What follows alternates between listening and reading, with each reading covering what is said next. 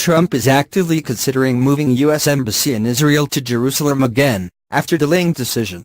U.S. Vice President Mike Pence has said President Donald Trump is actively considering moving the U.S. Embassy in Israel from Tel Aviv to the more controversial location of Jerusalem. The idea to move the embassy had been in discussion back in June, but was postponed when Mr. Trump signed a waiver to keep it in Tel Aviv. Mr. Pence said the only questions now are when and how to move the embassy despite the ongoing issues of Palestinian and Israeli control of the holy city of Jerusalem.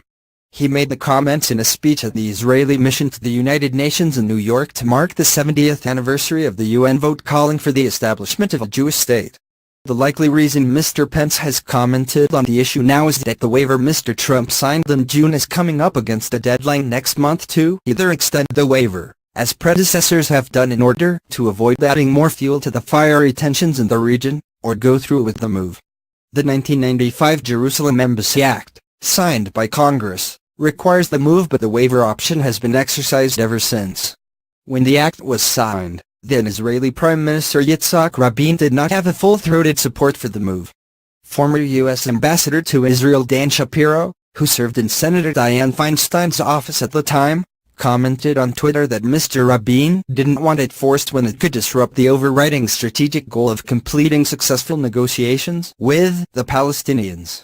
At the time of the waiver signing, the White House had said in a statement that the president made this decision to maximize the chances of successfully negotiating a deal between Israel and the Palestinians, fulfilling his solemn obligation to defend America's national security interests. Mr. Trump named his son-in-law and White House advisor Jared Kushner as one of the main brokers of a peace deal between Israel and Palestine.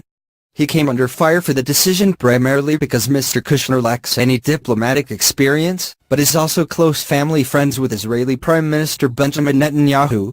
Mr. Kushner's parents have also contributed to Israeli settlements that Palestinians have said encroach on their land.